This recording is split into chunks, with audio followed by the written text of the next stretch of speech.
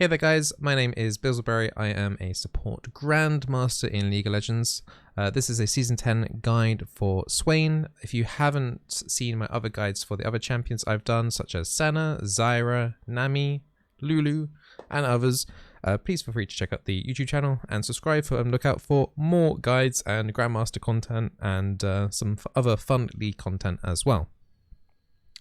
Right now, streaming currently on twitch.tv/Bizzleberry, and I'll be taking questions in the chat as we talk about Swain in case I miss anything. So chat, feel free to ask me anything related to the topic if you wish, and I'll get to you straight away.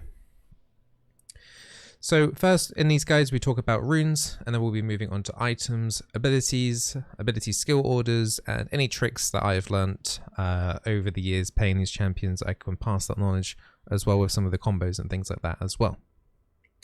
So Swain, as you can see over here, the runes, this is what I use actually in about 99% of my games.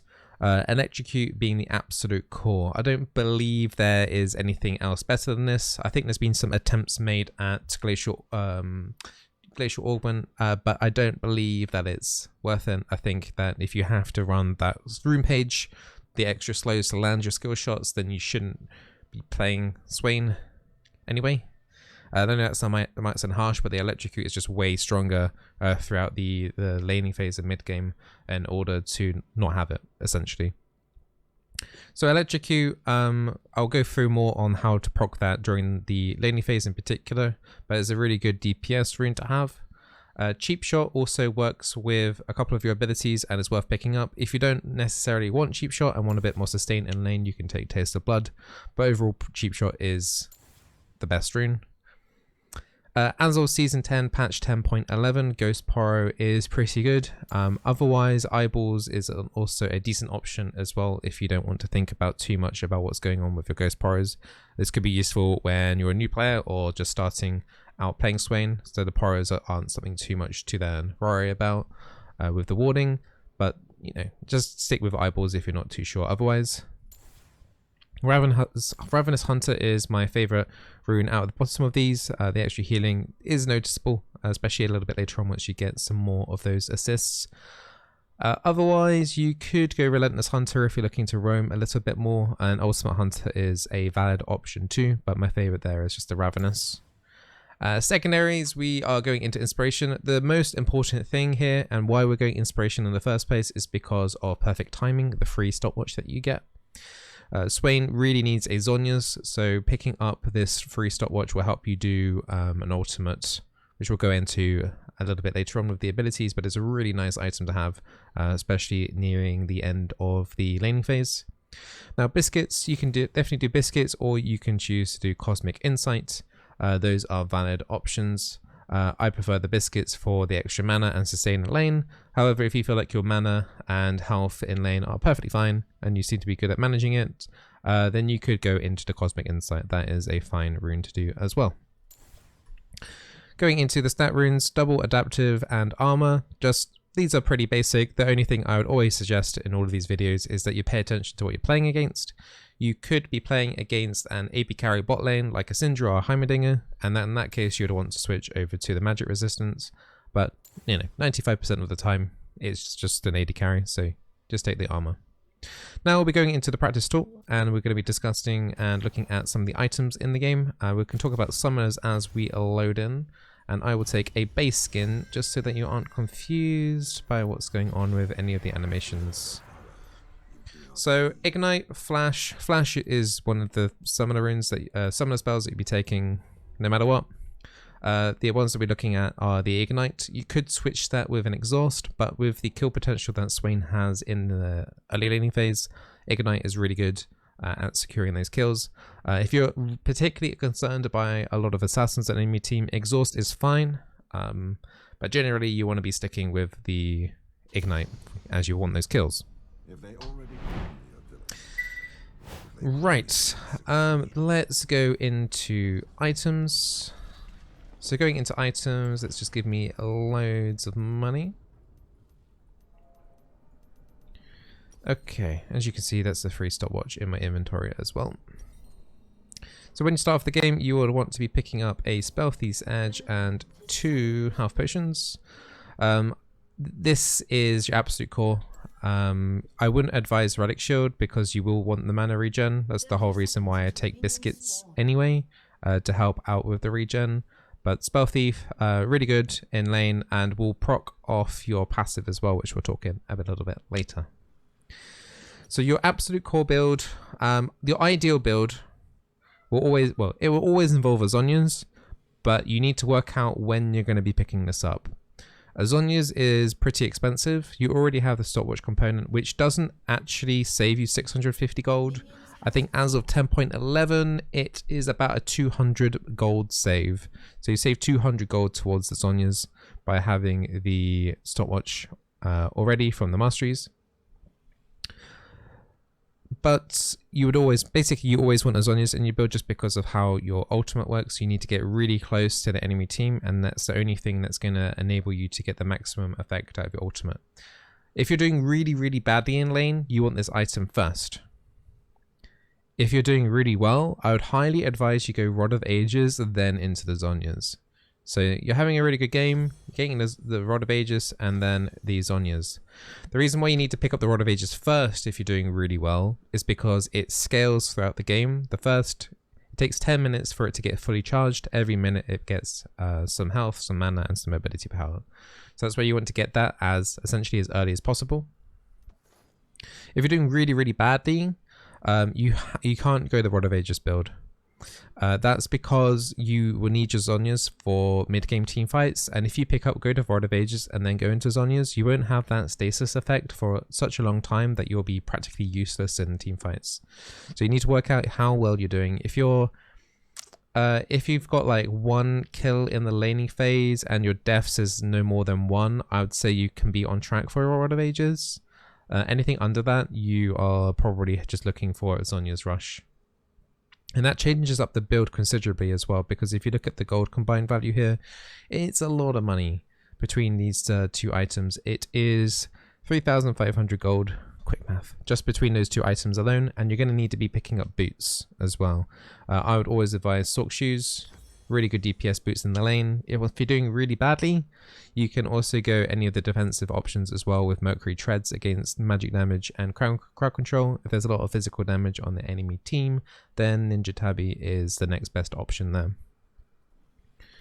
So let's pretend you're doing really well. So this is a really well, you're playing really well. You got a few kills in the lane. You got the Rod of Ages, you got your Zonias, and you got your tier 2 boots. Most of the time the game will always be over at this point anyway, because it's a really expensive build. But if you do happen to keep progressing through, then you will be likely looking at either a Liandry's or a Rylai's if you're wanting to continue your DPS and you're doing really well on the damage front. If you're finding yourself the only front line on the enemy team, and if they have magic resistance, magic damage, sorry, and you're looking for magic resistance, Spirit Visage is an amazing item because your ultimate and your passive have healing, so this will benefit you quite a bit, especially when you're stuck in your stasis and you're healing up from your ultimate, which we'll explain more a little bit later on. But Spirit Visage is a very, very good item. I'm actually surprised it's not even on the recommended item list. If you're against a team that's full of armor, you've already got the Zonias, which will give you a little bit of armor. But you could go into things like anything armor-wise, really. So you could go into a Knight's Vow for your AD carry. You could do a Gargoyle's Stoneplate if you really wish, because you still be going into a lot of people. You can go into Bramble as well if they have a lot of auto-attacking and lifesteal champions, and you need more Grievous Wounds for your team. This is a viable path as well. And their components aren't too expensive as well for a support to pick up. So you got a few avenues there of what to take. If you do find your inventory slots full, don't be too greedy for the Elixir of Sorcery. I would advise you to take the Tenacity Potion, the Elixir of Iron. Pick that up if your bags are full and you've got Control Words still in your inventory, and just keep those chugging. Last 3 minutes, and it's pretty important before those big team fights, before like doing Baron buff or like Elder Dragon or something. It will help a lot. So that covers a build if you're doing really well. If you're doing really badly, you won't have the Rod of Aegis. Let's pretend as well, you know, that you're struggling still there a lot, so you had to take something with a little bit more resistances as well. So you've got a Zhonya's and a Merc Treads. Next, you could look into like the Spirit Visage again. That's a good defensive magic resistance item. You could go into the Bramble Vest option as well against a lot of armor. Otherwise, picking up the Liandry's and Raleig's after that point is still a viable option if your team does more need DPS and there's a lot of high max health units on the enemy team. But you'll definitely be playing more into trying to encourage the enemy team to hit you rather than your teammates, and your overall damage in the entire game. You're just looking just to be as annoying as possible as opposed to actually getting kills at this point. Right, so that's the item builds covered. Hopefully we got through that okay. Now we're going to be talking about my skill order. My skill order on Swain support is pretty unique. I know it gets questioned a little bit, but I'll tell you my theories behind it all. I need to get rid of the minions here before they cause us trouble. Okay, so I need more levels.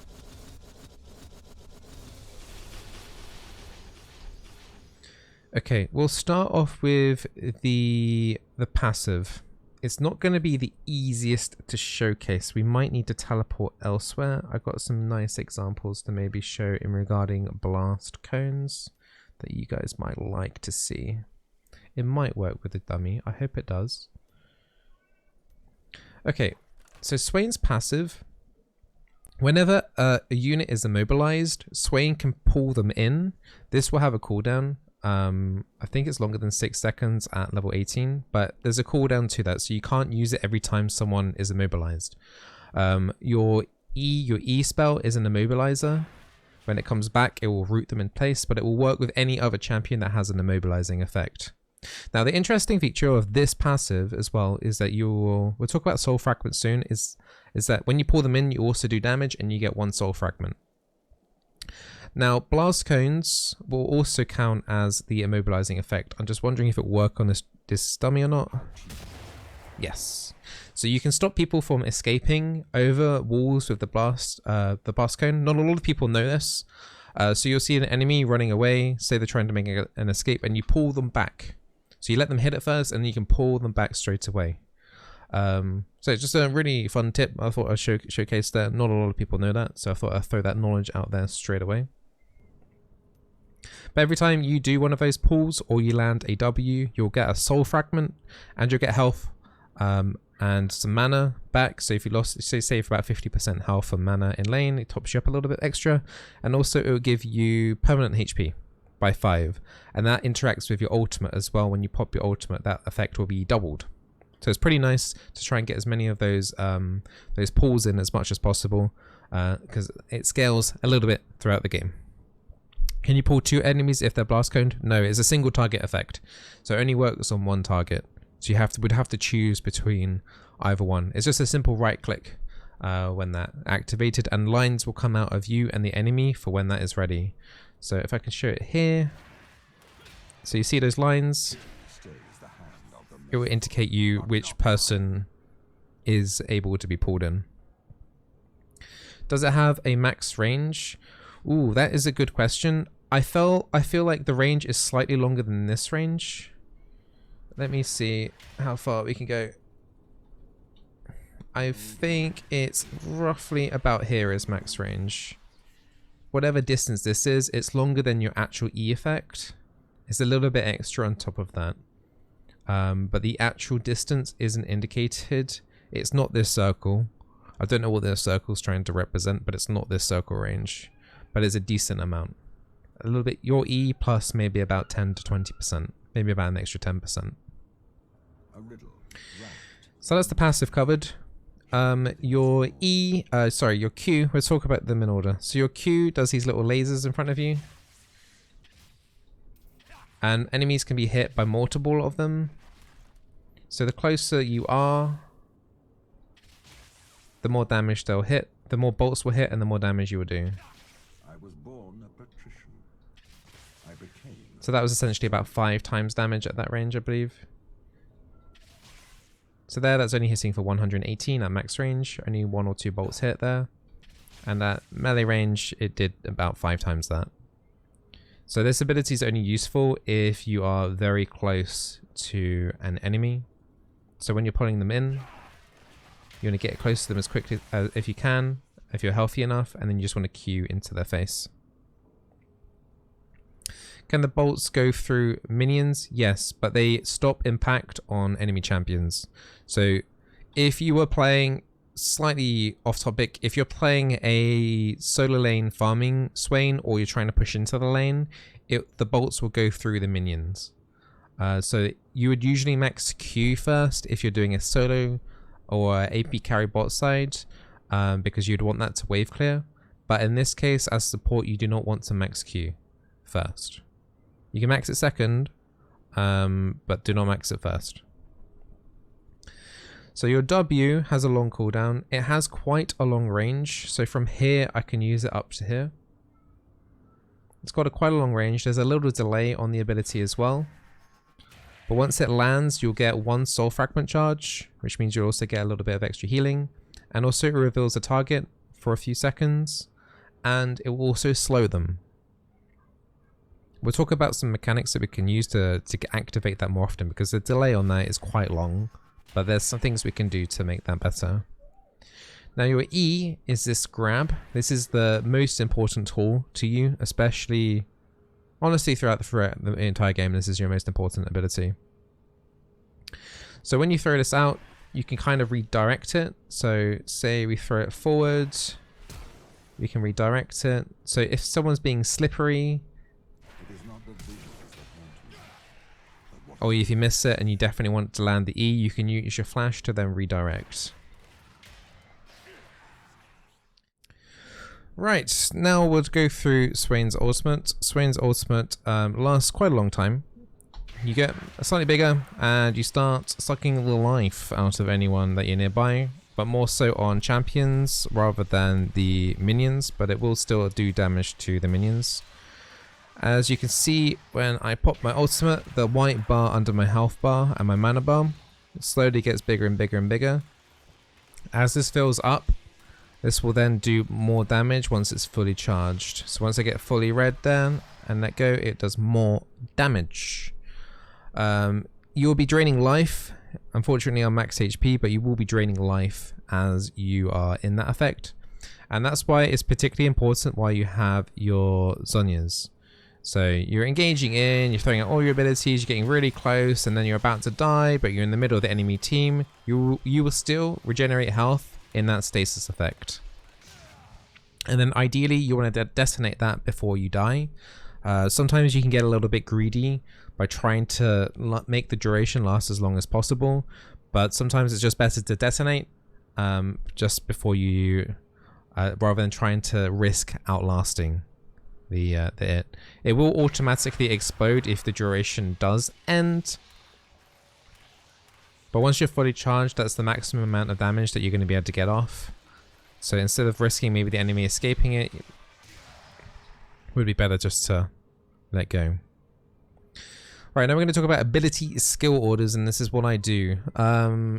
Max your E first. This is the main ability that you're going to be using constantly throughout the laning phase.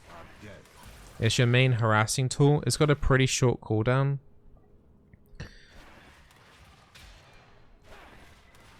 And the cooldown starts as soon as you throw out the E. So if I put off the auto attack, so even though it's like the cooldown is about 8 to 10 seconds, when you throw it out, the cooldown starts as you throw out. So really, you're shaving off about 2 or 3 seconds anyway off it.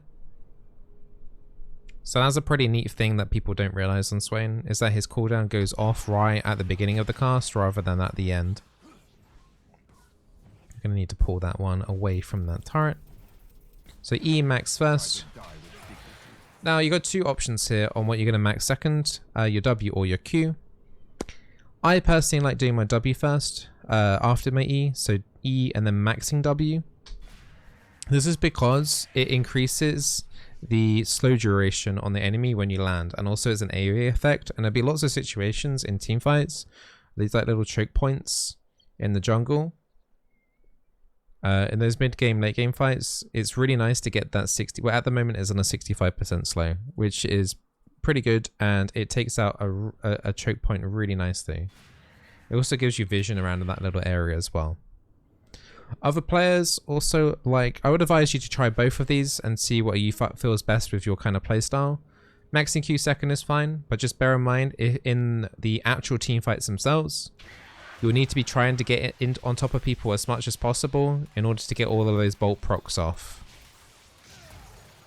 So those are the kind of two differences between the two builds. So when you're in the laning phase, you're going to be wanting to try and proc off Electrocute as much as possible. I'll teach you something that might blow your mind. So very early on, W damage is okay, but it falls off quite quickly. So what people don't realize is that after like you especially like mid game as well, the W damage isn't amazing, but people will still try to avoid it. So if someone is in the middle of that W, they'll try and run out of it at the shortest point as possible. So you can use this trick throughout the laning phase and generally throughout the entire game. So if you want someone to go into a certain direction, say if you put it behind them, they're more likely to run towards you to not get hit by the W, then run away. Then run through it away from you. And you can use this to your advantage. You can use your W as a herding tool. So if you place your W, say this way, the enemy will likely run to around about here, and then you can throw your E out, and then you'll always get a land that way. Trust me, it works wonders. So try and use the W as a way to redirect the enemy into where you're wanting to go. So say if you want the E to come into this way, you put the W there, so it makes the enemy think that the shortest point of distance to get out of the circle is this over here. And then you go like that. Ta-da! It's like one of the cheesiest tricks I've ever learned, and even against like high ELO players, because you're so ingrained to move out of like AoE effects as quickly as possible and at the shortest route so you don't get hit.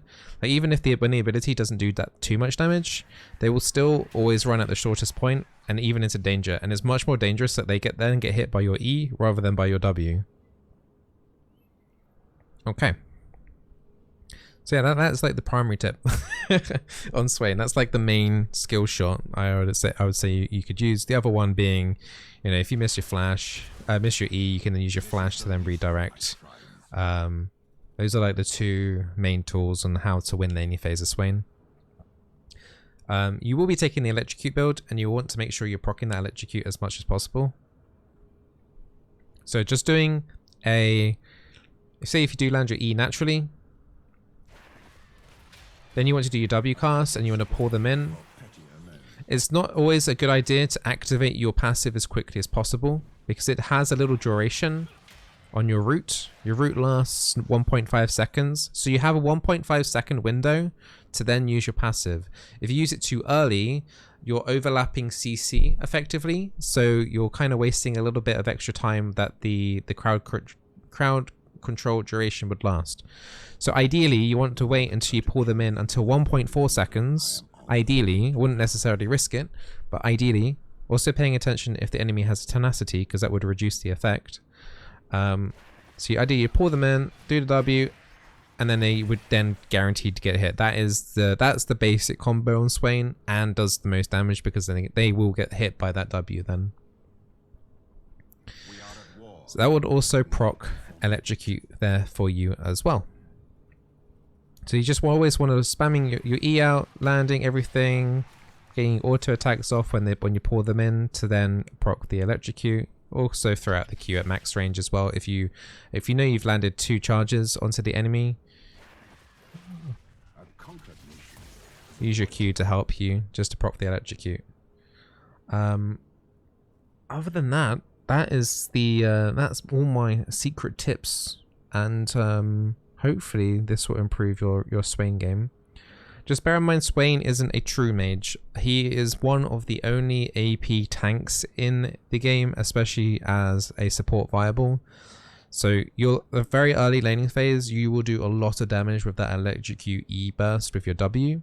The damage falls off dramatically though as the game gets later on, and you become much more of this AP sustain tank. and your job goes from laning phase, from doing damage, into actually being a frontline for your team. So that's the kind of timeline you're looking at here. So don't think that you're playing an AP mage, something like a Brand or a Zyra. It's much different than those champions, especially once laning phase is over. Your gameplay then turns into much more of the traditional kind of engaged support. Hope the video helps you out. I don't think there's anything else to add there, but you know, I've got other guides on other support champions. If you wish to have a little look, as I mentioned earlier, we've got the other enchanters, and I'm looking to do the tank supports once 10.12 hits. Don't forget to subscribe and like and click my bell. And if you are wanting and watch Twitch streams, and twitch.tv/Bizzleberry, I live stream every single day, UK time in afternoon onwards, and we do guides like this on live stream, and we do gameplay, solo queue, and other fun stuff. So consider following, especially if you're watching on Twitch right now.